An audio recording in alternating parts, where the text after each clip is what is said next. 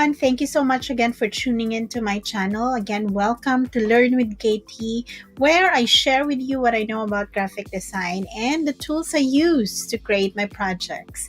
So today our topic would be, I'm going to walk you through the Canva 2.0 interface. It was launched sometime this year, probably around August or September, if I'm not mistaken. But it was launched to the Canva certified creatives a little bit earlier and the beta testers as well. And so right now, Canva is aiming to make sure that everyone will be migrated to the 2.0 interface as well. So you may have noticed that if you just recently signed up, your interface is already 2.0 by default. So today, we are going to log in using my account.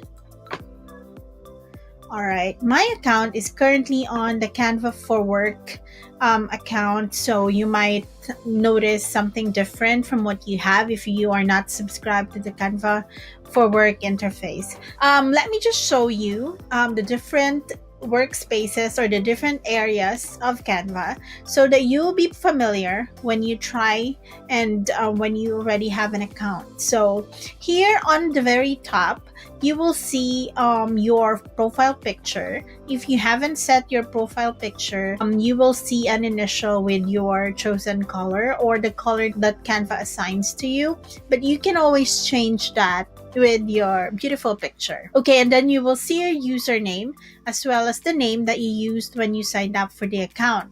If you click on this drop down, you will see the themes that you are a part of. So for now, here are the themes that I'm a part of, and also I'm one of the Canva certified creatives, so that's why you see that in here as well. You can go to account settings as well and your personal profile to check and to update some information if you want. Now let's start with the sidebar before we go to this bigger portion right here, so we are more organized. Okay, if you want to create a design, a new one that is, you can just click right here, and then if you already have a design or you have been working with Canva already, if you click on all your designs, you will see the designs that you have already created. Since I have a 1.0 account as well, because I started with an account, I have an option here that says use Canva 1.0, but we're not going to do that for this tutorial, so we're gonna skip that. And then next to use Canva 1.0 is shared with you. This means that if I click on this, I will see all the files that have been shared with me. And then if I have a team, I will be seeing the team members right here as well. Now this part right here is your brand. This is one thing I really love about Canva, because let me click on that so I can share with you. I can actually add as many color palettes as I can. If you are on the free Canva account, you will be able to upload at most 3 colors. But if you have a Canva for Work subscription, then you can personalize your brand kit. Okay, you can put as many color palettes as you can, and you can also add as many logos as you can. Here in the uploaded fonts, the maximum fonts that you can upload would be 25. And please be careful when uploading fonts right here, and make sure that you only upload fonts that you have a right to. And here in the fonts area, you can personalize the fonts that you always use. So by default, this will be the fonts that will appear if you choose the large text, the medium text, or the small text. So if I choose the medium text, automatically the font will be the Black Diamond font. Now if I choose the biggest text, then it will be Montserrat, which is one of my favorite fonts so far. Okay, now under your brand is the theme stream, and then under theme stream is the find templates. Here you can find templates that have been submitted to Canva. There are so many templates that you can choose from, but of course, if you are like me, I seldom use templates, or when I use them, I actually just reference them as a guide, but or I try to make sure that I deviate a lot from the template so it doesn't look like the template at all. I guess you know what I mean. So I don't want my work to look like they're from a template. Okay, so that's why more often than not, I actually lean towards using Canva from scratch.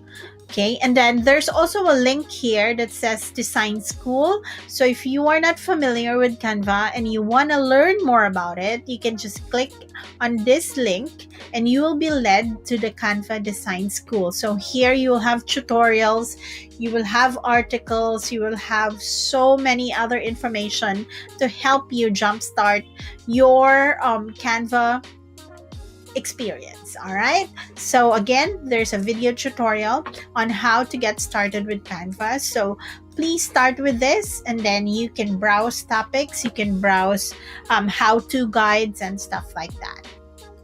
All right, now here in the add new folder section, if you have a free subscription, I think you will only have 2 folders, but if you have Canva for Work, you will have an unlimited number of folders that you can create or you can add. And then under that will be the trash folder, so you can just drag whatever template or whatever design that you created that you don't want to be part of your designs interface already. So there you go. Now let's go back to all your designs. And so I can show you here where it says, what would you like to design? So you just type in, like, say, for example, Twitter. If you wanted to create a Twitter header, then you just click on that. If you want to create a Twitter post, then you click on that. When it says Twitter post, not the text, but the image that comes along with the Twitter, with the tweet that you are going to publish. Okay. Now, there are so many other designs, design templates that you can choose from. So if you want to see, just click on browse all, and all of the options will appear. Okay, so if you want to make a business card, click on business card. If you want to make a flyer, then click on flyer. So automatically, when you hover over the design, the size of that specific design appears already. For anything that you post online, the default measurement for that project is in pixels. That's about it. That's the Canva interface. And if you have questions, please don't hesitate to let me know. I'll be here to help you out.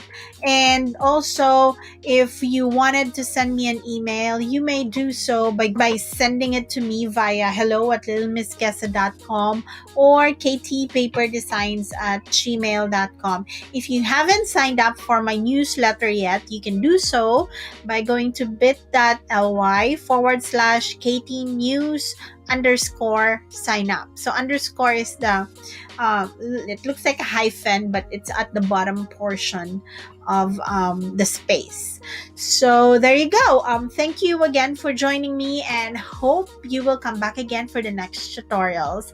Have a great day or have a great night wherever you are. Bye bye.